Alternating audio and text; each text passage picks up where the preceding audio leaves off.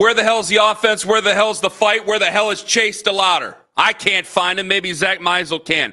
He is on the North Homestead Chrysler Jeep Dodge Ram hotline. Read his latest in The Athletic, where there is something that it just keeps going to my inbox. Zach, you've written many articles. Why does the same article, it's starting to feel like 2023 all over again? It just keeps in on my inbox like, read me. I'm like, I don't want to read it. Don't make me read it. I'll read everything else Zach writes. I don't want to read it because I don't want to live over that. It keeps coming after me, Zach. Is this starting to turn into 2023? Yeah, it's felt that way for a while now. Maybe if you'd read the article, things would change. No, Zach, I don't want. Oh, okay. I might be able to change the future then. I don't know. All right, the hell, damn it. We've just been watching the same episode of a crappy sitcom over and over for like 2 months now. What was the worst sitcom you ever saw? Ooh, I don't know. I've watched like 4 TV shows and I just rotate the same ones over and over. You want to hear a very hot take, a very spicy one that people are going to get very mad at me about? Yeah, let's do it. We've got 15 minutes left? Big Bang Theory. That's terrible. Wow, Zach's with me on it. Okay, we'll discuss it at another time. Gary, you got to turn your mic on. I'm with you as well. Wow, 3 out of 3 here. Oh, and I think it's going to think we're idiots, and he likes the Big Bang Theory, right? Didn't it last like 12 seasons? Who was watching that? They did a spinoff too. Yeah, Young Sheldon or something. Yeah, brother. That's what I want to see. More Sheldon. What you got on? I got nothing. Okay, good.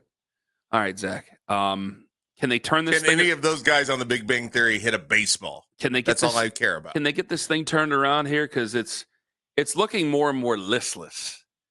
It's like if the effort was there, that's fine. But I mean, now they're taking their eye off the ball. When you have more errors than you have hits, it's not just a bad day. I mean, it's been a couple of weeks now where it's like, man, you guys are really sloppy here. This is ugly. Yeah, I took the family to the game yesterday. It was my daughter's first game ever.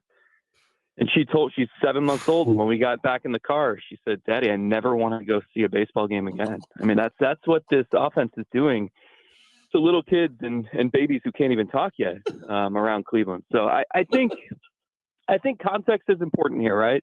Yeah. Ken, I've heard you in recent days because I just can't get enough of your show talking about how you thought they were going to be about 82-80, and if they can find a really strong rotation as a foundation by the end of the year, that's a positive.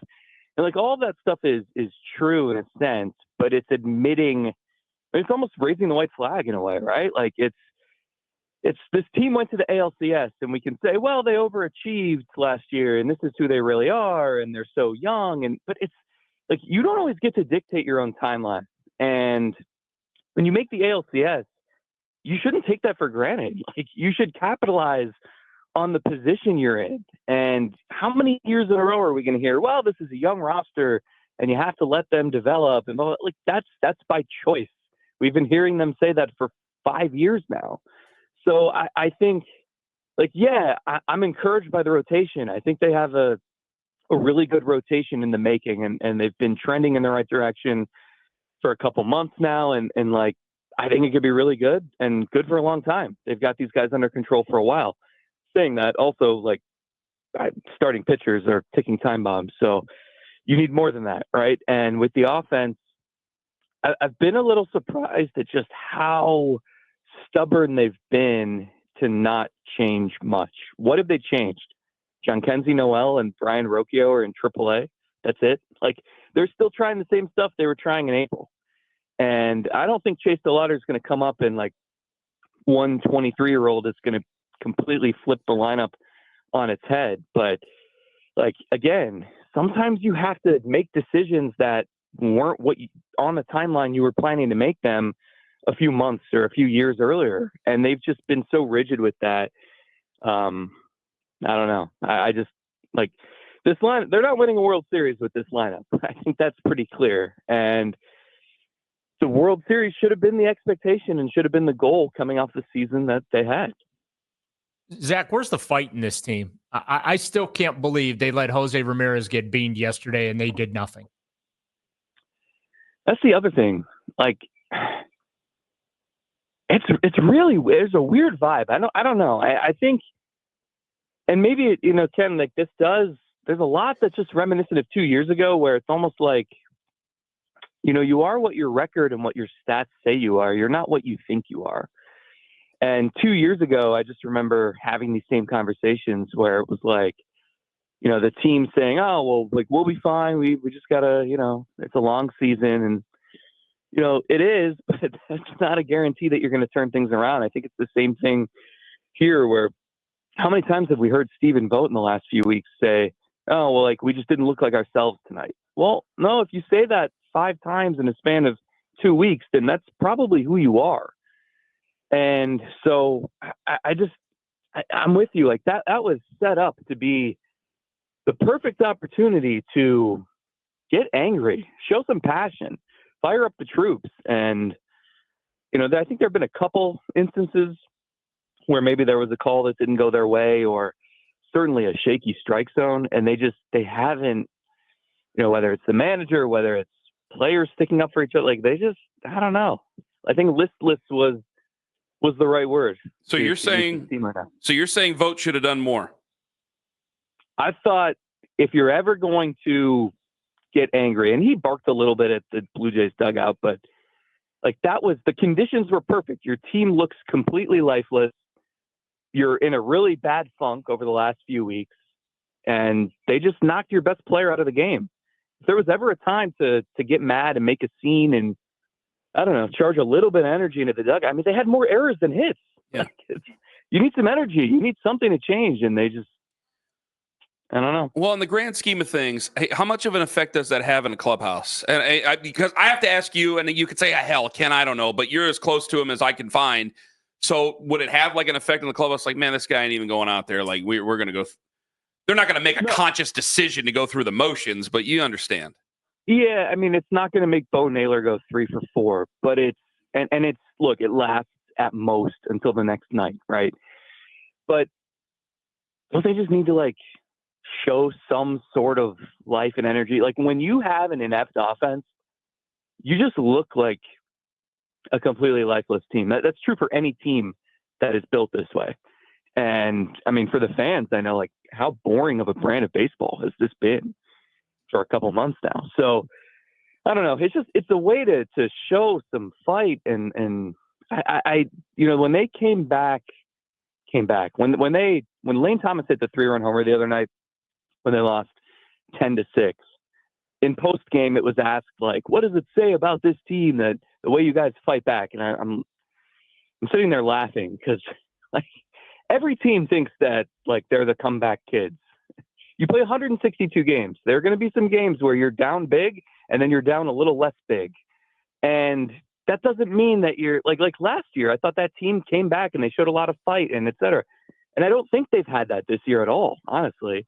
And so you are looking for signs, for some evidence of just that you guys have the mettle to stay in games and to deliver the things you need when you need them. And I don't know. I just haven't had that. And maybe it's just because they don't have enough talent in the offense, and that's just, nothing's going to change that. Zach, you said that, even if they bring up Chase DeLauter, that's not going to change a whole lot. But I have to ask, why are they so afraid of bringing up Kefis and DeLauter? The failure card got played yesterday. That drove me nuts. But just why do they refuse to do it at this point? Right. And so let's not get it twisted. Like, me saying DeLauter isn't going to flip the lineup on its head, that he should be up here. Like, that's not saying that he deserves to be in Des Moines, Iowa right now, getting 2 hits every night. So the reason is because they set these plans and they don't deviate from them. And the plan with DeLauter is they want to build him up so that he can play 5-6 times a week and prove that he can stay healthy. Of course, the counter argument would be, well, wouldn't you rather him just do that at the major league level if he can hit AAA pitching, which he can, because he is just as likely to get injured in the minors as he is the majors, of course.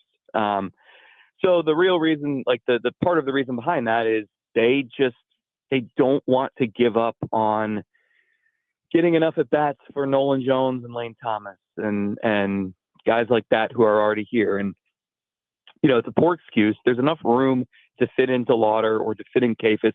Kafis is more blocked by Carlos Santana. Maybe they keep floundering. They trade Santana at the deadline, and then you'd certainly see Kafis for the final 2 months. But for DeLauter, like, there shouldn't be anything stopping him from coming up. I mean, you can play right field 4 or 5 times a week. You can still play Lane Thomas. You can still play Nolan Jones. Just you'd have to play him in center a little bit. I don't think they love that, but they've done that. They've moved guys to the outfield who hadn't played much outfield. There are plenty of excuses. I just think all of them ring hollow. When he's crushing it in AAA, you were planning on him to be up here at this point anyway. Also, like, I know he's been injured over the years. The guy was drafted 3 years ago. Like, this isn't this isn't Travis Bazzana we're talking about. So, it's beyond time to get him up here and to, again, just inject a little bit of life into a lifeless offense. Is it monetary at all? The reason why he's not up here? It's not? No, that's all past. I mean, you've seen the rash of, like, even guys from last year being called up. And so all those deadlines have passed. It's just, they had this plan and they're sticking with the plan. Is it? Because now you made it out to be, and rightfully so. I mean, that is a loser's lament because I don't think we're going anywhere this year, but I would be happy if we, came out with 4 pitchers under 26 that look really good. Do you think that that's a possibility? Like, they're in this weird year where I'm going, well, not all is lost. You're still above 500. It's not like you're the Pirates, for crying out loud here. But, and so, Zach, it stops me from getting really mean about him because I'm like, well, I can see where you're going. It's just, I can't say that word on the air. It sucks that you're coming off an ALCS and then this is what it is. And we're always perpetually getting ready for the next year or the year after that. And your best player turns 33 in 2.5 months. I think and Stephen Kwan's a free agent in 2 years. I mean, like, that's the issue. Is what is the timeline? What is the year where you feel like you have the best shot to end a drought that dates back to 1948?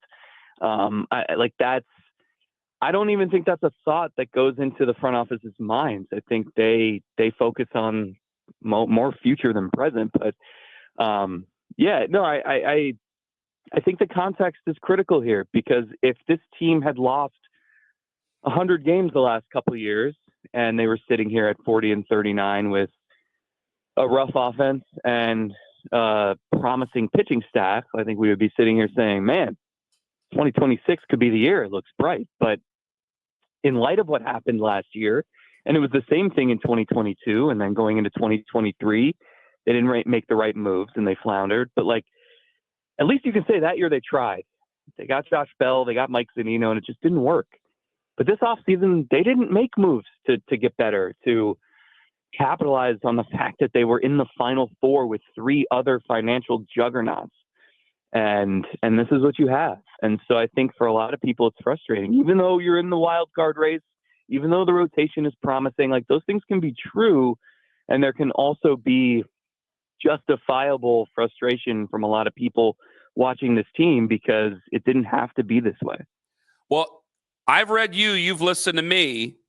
So let me ask you this. Am I making an excuse then about this year if I'm talking about the TV deal getting pulled out from underneath them? Here's the issue with that for me, because I get it. It's not always going to be Pollyanna for an owner who owns a sports team, because there are things that happened. The pandemic happened and they pulled back, and then the pandemic stopped happening and they kept pulling back.